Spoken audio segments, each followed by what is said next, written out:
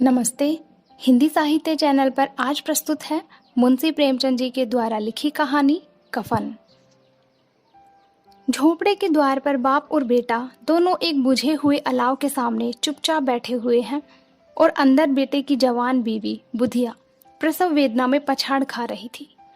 रह रहकर उसके मुंह से ऐसी दिल हिला देने वाली आवाज निकलती थी कि दोनों कलेजा थाम लेते थे। जाड़ों की रात थी। प्रकृति सन्नाटे में डूबी हुई। सारा गांव अंधकार में लय हो गया था। खीसू ने कहा, मालूम होता है बचेगी नहीं, सारा दिन दौड़ते हो गया, जा देख तो आ। माधव चिढ़कर बोला, मरना ही है तो जल्दी मर क्यों नहीं जाती, देखकर क्या करूं। तू बड़ा बेदर्द है बे, साल भर जिसके साथ सुख चैन से रहा उसी के साथ इतनी बेवफाई। तो मुझसे तो उसका तड़पना और हाथ पांव पटकना नहीं देखा जाता। चमारों का कुनबा था और सारे गांव में बदनाम। घीसू एक दिन काम करता तो 3 दिन आराम करता। माधव इतना कामचोर था कि आधे घंटे काम करता तो घंटे भर चिलम पीता। इसीलिए उन्हें कहीं मजदूरी नहीं मिलती थी। घर में मुट्ठी भर भी अनाज मौजूद हो तो उनके लिए काम करने की कसम थी।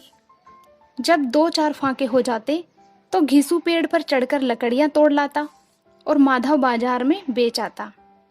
और जब तक वह पैसे रहते दोनों इधर उधर मारे मारे फिरते। गांव में काम की कमी न थी। किसानों का गांव था। मेहनती आदमी के लिए 50 काम थे, मगर इन दोनों को उसी वक्त बुलाते जब 2 आदमियों से एक का काम पाकर भी संतोष कर लेने के सिवा कोई और चारा न होता। अगर दोनों साधु होते तो उन्हें संतोष और धैर्य के लिए संयम और नियम की बिल्कुल भी जरूरत ना होती। यह तो इनकी प्रकृति थी। विचित्र जीवन था इनका। घर में मिट्टी के 2-4 बर्तन के सिवा कोई संपत्ति नहीं। फटे चिथड़ों से अपनी नग्नता को ढाके हुए जिए जाते थे। संसार की चिंताओं से मुक्त, कर्ज से लदे हुए, गालियां भी खाते थे, मार भी खाते, मगर कोई भी गम नहीं। दीन इतने कि वसूली की बिल्कुल आशा न रहने पर भी लोग इन्हें कुछ ना कुछ कर्ज दे ही देते थे।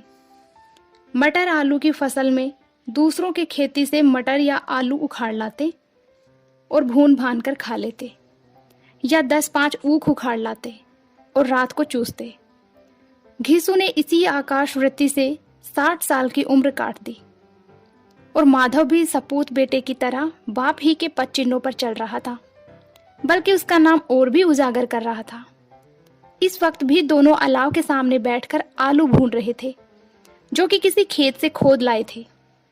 घीसू की स्त्री का तो बहुत दिन हुए देहांत हो गया था। माधव का ब्याह पिछले साल हुआ था। जब से यह औरत आई थी उसने इस खानदान में व्यवस्था की नींव डाली थी और इन दोनों बेगैरतों का दोजख भरती रहती थी। जब से वह आई यह दोनों और भी आराम तलब हो गए थे, बल्कि कुछ अकड़ने भी लगे थे। कोई कार्य करने को बुलाता तो निर्ब्याज भाव से दुगनी मजदूरी मांगते। वही औरत आज प्रसव वेदना से मर रही थी और यह दोनों शायद इसी इंतजार में थे कि वह मर जाए तो आराम से सोएं। घीसू ने आलू निकालकर छीलते हुए कहा, जाकर देख तो क्या दशा है उसकी। चुड़ैल का फिसाद होगा और क्या, यहाँ तो ओझा भी 1 रुपया मांगता है। माधव को भय था कि वह कोठरी में गया तो घीसू आलू का बड़ा भाग साफ कर देगा। बोला, मुझे वहां जाते डर लगता है। डर किस बात का, मैं तो यहां हूं ही, तो तुम ही जाकर देखो ना। मेरी औरत जब मरी थी तो मैं 3 दिन तक उसके पास से हिला तक नहीं, और फिर मुझसे लजाएगी कि नहीं। जिसका कभी मुंह नहीं देखा आज उसका उघड़ा हुआ बदन देखूं तो उसे तन की सुध भी तो ना होगी। मुझे देख लेगी तो खुलकर हाथ पांव भी ना पटक सकेगी। मैं सोचता हूं कोई बाल बच्चा हुआ तो क्या होगा। सौंठ गुड़ तेल कुछ भी तो नहीं है घर में। सब कुछ आ जाएगा, भगवान दे तो। जो लोग अभी 1 पैसा नहीं दे रहे हैं वे ही कल बुलाकर रुपया देंगे। मेरे 9 लड़के हुए, घर में कभी कुछ न था, मगर भगवान ने किसी न किसी तरह बेड़ा पार ही लगाया। जिस समाज में रात दिन मेहनत करने वालों की हालत उनकी हालत से कुछ बहुत अच्छी न थी, और किसानों के मुकाबले में वे लोग जो किसानों की दुर्बलताओं से लाभ उठाना जानते थे, कहीं ज्यादा संपन्न थे। वहां इस तरह की मनोवृत्ति का पैदा हो जाना कोई अचरज की बात न थी। हम तो कहेंगे घिसू किसानों से कहीं ज्यादा विचारवान था और किसानों के विचार शून्य समूह में शामिल होने के बदले बैठकबाजों की कुत्सित मंडली में जा मिला था। हाँ, उसमें यह शक्ति न थी कि बैठकबाजों के नियम और नीति का पालन करता। इसीलिए जहां उसकी मंडली के और लोग गांव के सरगना और मुखिया बने हुए थे, उस पर सारा गांव उंगली उठाता था। फिर भी उसे यह तस्कीन तो थी ही कि अगर वह फटेहाल है तो कम से कम उसे किसानों की सी जा तोड़ मेहनत तो नहीं करनी पड़ेगी, और उसकी सरलता और निरीहता से दूसरे लोग बेजा फायदा तो नहीं उठाते। दोनों आलू निकाल निकाल कर जलते जलते खाने लगे। कल से कुछ नहीं खाया था, इतना सब्र न था कि ठंडा हो जाने दे। कई बार दोनों की जबानें जल गई। छिल जाने पर आलू का बाहरी हिस्सा बहुत ज्यादा गर्म न मालूम होता, लेकिन दांतों के तले पड़ते ही अंदर का हिस्सा जबान, हलक और तालू को जला देता था। और उस अंगारे को मुंह में रखने से ज्यादा खैरियत इसी में थी कि वह अंदर पहुंच जाए। वहां उसे ठंडा करने के लिए काफी सामान थे, इसीलिए दोनों जल्दी जल्दी निकल जाते। हालांकि इस कोशिश में उनकी आंखों से आंसू निकल आते। घीसू को उस वक्त ठाकुर की बारात याद आई जिसमें 20 साल पहले वह गया था। उस दावत में उसे जो तृप्ति मिली थी वह उसके जीवन में एक याद रखने लायक बात थी, और आज भी उसकी याद ताजा थी। बोला वह भोज नहीं भूलता। तब से फिर उस तरह का खाना भरपेट नहीं मिला। लड़की वालों ने सबको भरपेट पूड़ियां खिलाई थी। सबको, छोटे बड़े सबने पूड़ियां खाई, और असली घी की। चटनी, रायता, 3 तरह के सूखे साग, एक रसेदार तरकारी, दही, चटनी, मिठाई। अब क्या बताऊं कि उस भोज में क्या स्वाद मिला। कोई रोक टोक नहीं थी। जो चीज चाहो मांगो, जितना चाहो खाओ। लोगों ने ऐसा खाया कि किसी ने पानी ना पिया गया। मगर परोसने वाले हैं ही कि पत्तल में गरम गरम गोल गोल सुवासित कचौड़ियां डाल देते।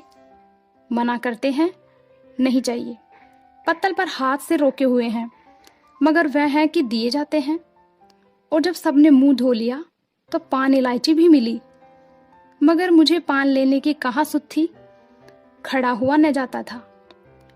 चटपट जाकर अपने कंबल पर लेट गया। ऐसा दिल दरियाव था वह ठाकुर। माधव ने इन पदार्थों का मन ही मन मजा लेते हुए कहा, अब हमें कोई ऐसा भोज नहीं खिलाता। अब कोई क्या खिलाएगा। वह जमाना दूसरा था। अब तो सबको किफायत सूझती है। शादी ब्याह में खर्च मत करो, क्रियाक्रम में खर्च मत करो। पूछो गरीबों का माल बटोर बटोर कर कहाँ रखोगे। बटोरने में तो कमी नहीं है, हाँ खर्च में किफायत सूझती है। तुमने 1-20 पूरियां खाई होंगी। 20 से ज्यादा खाई थी। मैं 50 खा जाता। 50 से कम मैंने ना खाई होंगी। अच्छा पट्टा था। तू तो मेरा आधा भी नहीं है। आलू खाकर दोनों ने पानी पिया और वहीं अलाव के सामने अपनी धोतियां ओढ़कर पांव पेट में डाले सो रहे हैं, जैसे 2 बड़े बड़े अजगर गेंडुलियां मारे पड़े हों। और बुधिया अभी तक कराह रही थी। सवेरे माधव ने कोठरी में जाकर देखा तो उसकी स्त्री ठंडी हो गई थी। उसके मुंह पर मक्खियां भिनक रही थी। पथराई हुई आंखें ऊपर टंगी हुई थी। सारी देह धूल से लथपथ हो रही थी। उसके पेट में बच्चा मर गया था। माधव भागा हुआ घीसू के पास आया। फिर दोनों जोर जोर से हाय हाय करके और छाती पीटने लगे। पड़ोस वालों ने यह रोना धोना सुना तो दौड़े हुए आए और पुरानी मर्यादा के अनुसार इन अभागों को समझाने लगे। मगर ज्यादा रोने टोप पीटने का अवसर न था। कफन की और लकड़ी की फिक्र करनी थी। घर में तो पैसा इस तरह गायब था जैसे चील के घोंसले में मांस। बाप बेटे रोते हुए गांव के जमींदार के पास गए। वह इन दोनों की सूरत से नफरत करते थे। कई बार इन्हें अपने हाथों से पीट भी चुके थे, चोरी करने के लिए और वादे पर काम पे न आने के लिए। पूछा, क्या है बे घिसवा, रोता क्यों है? अब तो तू कहीं दिखाई भी नहीं देता। मालूम होता है इस गांव में रहना नहीं चाहता। घीसू ने जमीन पर सिर रखकर आंखों में आंसू भरे हुए कहा, सरकार बड़ी विपत्ति में हूँ। माधव की घरवाली रात को गुजर गई। रात भर तड़पती रही सरकार। हम दोनों उसके सिरहाने बैठे रहे। दवा दारू जो कुछ हो सका सब कुछ किया, मुदा वह हमें दगा दे गई। अब कोई एक रोटी देने वाला भी न रहा मालिक। तबाह हो गए, घर उजड़ गया। आपका गुलाम हूं, अब आपके सिवा कौन उसकी मिट्टी पार लगाएगा। हमारे हाथ में तो जो कुछ था वह सब तो दवा दारू में उठ गया। सरकार की ही दया होगी तो उसकी मिट्टी उठेगी। आपके सिवा किसके द्वार पर जाऊं। जमींदार साहब दयालु थे, मगर घीसू पर दया करना काले कंबल पर रंग चढ़ाना था। जी में तो आया कि कह दे चल दूर हो यहां से, यो तो बुलाने से भी नहीं आता। आज जब गरज पड़ी तो आकर खुशामद कर रहा है, हरामखोर कहीं का बदमाश। लेकिन यह क्रोध या दंड का अवसर नहीं था। जी में कुड़ते हुए 2 रुपए निकालकर फेंक दिए, मगर सांत्वना का एक शब्द भी मुंह से ना निकला। उसकी तरफ ताका तक नहीं, जैसे सिर का बोझ उतारा हो। जब जमींदार साहब ने 2 रुपए दिए तो गांव के बनिए और महाजनों को इनकार का साहस कैसे होता। घीसू जमींदार के नाम का ढिंडोरा भी पीटना जानता था। किसी ने 2 आने दिए तो किसी ने 4 आने। 1 घंटे में घीसू के पास 5 रुपये की अच्छी रकम जमा हो गई। कहीं से अनाज मिल गया, कहीं से लकड़ी। और दोपहर को घीसू और माधव बाजार से कफन लाने चले। इधर लोग बांस वांस काटने लगे। गांव की नरम दल स्त्रियां आ आकर लाश देखती थी और उसकी बेकसी पर 2 आंसू गिराकर चली जाती थी। बाजार में पहुंचकर घीसू बोला, लकड़ी तो उसे जलाने भर को मिल गई है, क्यों माधव। माधव बोला, हाँ लकड़ी तो बहुत है, अब कफन चाहिए। तो चलो कोई हल्का सा कफन ले लें। हाँ और क्या, लाश उठते उठते रात हो जाएगी, रात को कफन कौन देखता है। कैसा बुरा रिवाज है कि जिसे जीते जी तन ढकने को चिथड़ा भी ना मिले, उसे मरने पर क्या नया कफन चाहिए। कफन लाश के साथ जल ही तो जाता है, और क्या रखा रहता है। यही 5 रुपए पहले मिलते तो कुछ दवा दारू कर लेते। दोनों एक दूसरे के मन की बात ताड़ रहे थे। बाजार में इधर उधर घूमते रहे। कभी इस बजाज की दुकान पर गए, कभी उस दुकान पर। तरह तरह के कपड़े, रेशमी और सूती देखे, मगर कुछ जचा नहीं। यहाँ तक कि शाम हो गई। तब दोनों न जाने किस दैवी प्रेरणा से एक मधुशाला के सामने जा पहुंचे और जैसे किसी पूर्व निश्चित व्यवस्था से अंदर चले गए। वहां जरा देर तक दोनों असमंजस में खड़े रहे। फिर घीसू ने गद्दी के सामने जाकर कहा, साहू जी 1 बोतल हमें भी देना। उसके बाद कुछ चिखोना आया, तली हुई मछली आई और दोनों बरामदे में बैठकर शांतिपूर्वक पीने लगे। कई कुज्जियां ताबड़तोड़ पीने के बाद दोनों सरूर में आ गए। घीसू बोला, कफन लगाने से क्या मिलता, आखिर जल ही तो जाता, कुछ बहू के साथ तो ना जाता। माधव आसमान की तरफ देखकर बोला, मानो देवताओं को अपनी निष्पापता का साक्षी बना रहा हो। दुनिया का दस्तूर है, नहीं लोग बामनों को हजारों रुपए क्यों देते। कौन देखता है परलोक मिलता है या नहीं। बड़े आदमियों के पास धन है, फूके, हमारे पास फूकने को क्या है। लेकिन लोगों को जवाब क्या दोगे। लोग पूछेंगे नहीं कफन कहाँ है। घीसू हंसा, अबे कह देंगे कि रुपए कमर से खिसक गए, बहुत ढूंढा मिले नहीं। लोगों को विश्वास ना आएगा, लेकिन फिर वही रुपए देंगे। माधव भी हंसा इस अनपेक्षित सौभाग्य पर। बोला, बड़ी अच्छी थी बेचारी, मरी तो खूब खिला पिलाकर। आधी बोतल से ज्यादा उड़ गई।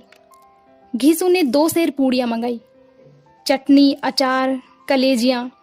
शराब खाने के सामने ही दुकान थी। माधव लपक कर 2 पत्तलों में सारे सामान ले आया।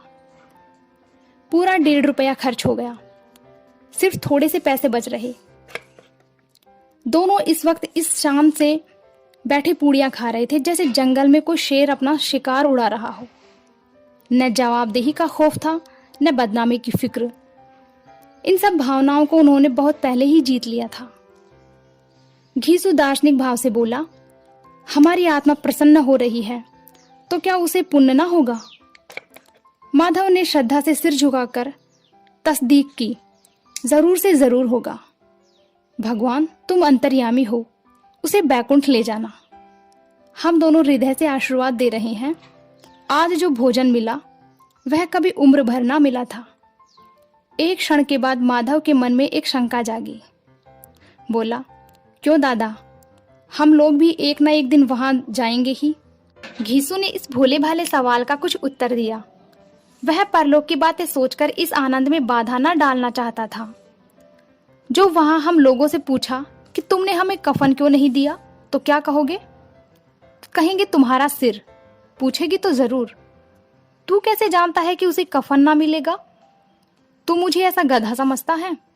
60 साल क्या दुनिया में घास खोदता रहा हूं। उसको कफन मिलेगा और बहुत अच्छा मिलेगा। माधव को विश्वास ना आया। बोला, कौन देगा? रुपए तो तुमने चट कर दिए। वह तो मुझसे पूछेगी, उसके मांग में तो सिंदूर मैंने डाला था ना। कौन देगा, बताते क्यों नहीं? वही लोग देंगे जिन्होंने अब के दिया। हाँ, अब के हर रुपए हमारे हाथ ना आएंगे। जो जो अंधेरा बढ़ता था और सितारों की चमक तेज होती थी, मधुशाला की रौनक भी बढ़ती जाती थी। कोई गाता था, कोई डींग मारता था, कोई अपने संगी के गले लिपटा जाता था, कोई अपने दोस्त के मुंह में कुल्हड़ लगाई देता था। वहां के वातावरण में सरूर था, हवा में नशा। कितने तो यहां आकर एक चुल्लू में मस्त हो जाते थे। शराब से ज्यादा यहाँ की हवा उन पर नशा करती थी। जीवन की बाधाएं यहाँ खींच लाती थी और कुछ देर के लिए यह भूल जाते थे कि वे जीते हैं या मरते हैं, या ना जीते हैं ना मरते हैं। और यह दोनों बाप बेटे अब भी मजे ले लेकर चुस्कियां ले रहे थे। सबकी निगाहें इनकी ओर जमी हुई थी। दोनों कितने भाग्य के बली हैं। पूरी बोतल बीच में है। भरपेट खाना खाकर माधव ने बची हुई पूड़ियों का पत्तल उठाकर एक भिखारी को दे दिया, जो खड़ा इनकी ओर भूखी आंखों से देख रहा था। और देने के गौरव, आनंद और उल्लास का अपने जीवन में पहली बार अनुभव किया। घीसू ने कहा, ले जा, खूब खा और आशीर्वाद दे। जिसकी कमाई है वह तो मर गई, मगर तेरा आशीर्वाद उसे जरूर पहुंचेगा। रोए रोए से आशीर्वाद दो, बड़ी गाढ़ी कमाई के पैसे हैं। माधव ने फिर आसमान की तरफ देखकर कहा, वह बैकुंठ में जाएगी ना दादा, बैकुंठ की रानी बनेगी। घीसू खड़ा हो गया और जैसे उल्लास की लहरों में तैरता हुआ बोला, हाँ बेटा, बैकुंठ में जाएगी। किसी को सताया नहीं, किसी को दबाया नहीं। मरते मरते हमारी जिंदगी की सबसे बड़ी लालसा पूरी कर गई। वह ना बैकुंठ में जाएगी तो क्या ये मोटे मोटे लोग जाएंगे, जो गरीबों को दोनों हाथों से लूटते हैं और अपने पाप को धोने के लिए गंगा में नहाते हैं और मंदिरों में जल चढ़ाते हैं। श्रद्धालुता का यह रंग तुरंत ही बदल गया। अस्थिरता नशे की खासियत है। दुख और निराशा का दौरा हुआ। माधव बोला, मगर दादा, बेचारी ने जिंदगी में बड़ा दुख भोगा, कितना दुख झेल कर मरी। वह आंखों पर हाथ रखकर रोने लगा, चीखे मार मार कर। घीसू ने समझाया, क्यों रोता है बेटा? खुश हो कि वह मायाजाल से मुक्त हो गई, जंजाल से छूट गई। बड़ी भाग्यवान थी जो इतनी जल्दी माया मोह के बंधन तोड़ दिए। और दोनों खड़े होकर गाने लगे, ठगिनी क्यों नैना झमकावे ठगिनी। पियक्कड़ों की आंखें इनकी ओर लगी हुई थी और यह दोनों अपने दिल में मस्त गाए जाते थे। फिर दोनों नाचने लगे, उछले भी, कूदे भी, गिरे भी, मटके भी, भाव भी बताए, अभिनय भी किए और आखिर नशे में मदमस्त होकर वहीं गिर पड़े। कहानी कैसी